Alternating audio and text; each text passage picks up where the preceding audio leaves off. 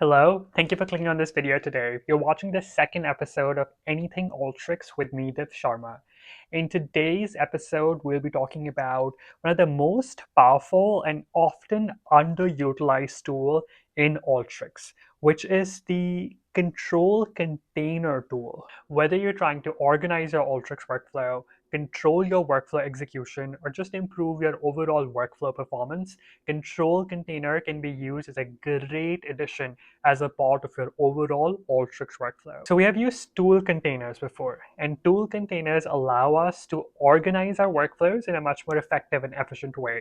So basically with tool containers, what you can do is combine a set of tools or a series of logic of your overall Alteryx workflow into a tool container and label it or turn it on or turn it off depending upon whatever best fits your use case. Control container takes it to the next level because not only you can organize your workflow in a much more effective and efficient way, you can also have control flow of the overall execution of your Alteryx workflow, which means that you can organize your workflow tools into a certain container, organize the other tools into another container, organize the remaining tools into a third container, and tell Alteryx to not run one container before the previous one is completed.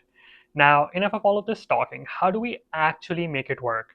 In this video, we'll be covering three very practical use cases where control container is going to be applicable. Now, all of these use cases are covered in this website, so I would highly encourage you to check it out. Let's go ahead and get started. All right, so the first use case that we'll be looking at is to control sequential order of workflow outputs. So you're going to see that in this use case, we have some random data over here in the text input, and we are filtering our first set, then we are filtering our second set over here in the second filter tool, and then we are filtering our third set. Again, we are changing the field values over here. Now notice that the true anchor is connected to the output for each of these filter tools. And we have also connected this to the control container. And these control containers are also connected to each other, which means that after this control container 2 has run and this YXDB has been created, only after that, this third container would run.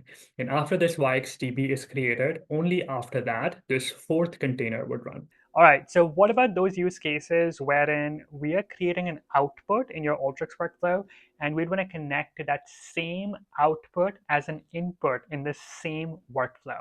Well, with control containers, we can make that happen. Let's check out this second use case. All right, so let's look at another use case. In this use case, we're also controlling the sequential order of workflow execution. What we are doing over here is we're creating a YXDB file as an output that lives in a control container, and we are connecting to that same YXDB file as an input source in the same workflow, right? So this is not a chained workflow or chained application anymore. This is the same workflow wherein we are creating an output and connecting to that same output as an input. Now, one of the things that you have to keep in mind with control containers is that control containers would not run if there is no data being provided by the downstream tool in them.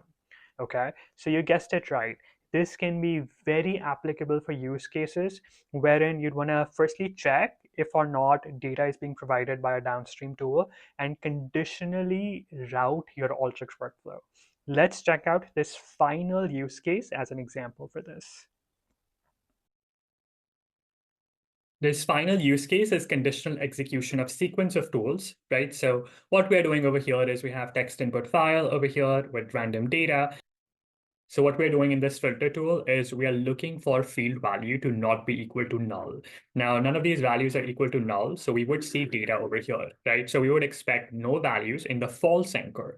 Now you're going to see that this false anchor is connected to this control container 24, and this true anchor is connected to this control container 23. Now keep in mind that I've told you that the control container wouldn't run if there is no data being provided as an input source to the container, right? So if we run this workflow, you're going to see that only control container 23 runs. So control container was activated, 2 records were output, but when we see control container 24, we don't see anything over here, right? Also in the overall messages, you can click on this and look at control container 23. And it looks like control container 23 was activated and completed, but we don't see the same for control container 24. All right, so that's all we got for today's video. Thank you so much for watching. I love spending this time with you and being a part of your Alteryx learning journey. If you have any questions, feel free to post them in the comments below. I'd also be very curious to know how you use control containers for your specific use cases. Thank you so much for watching.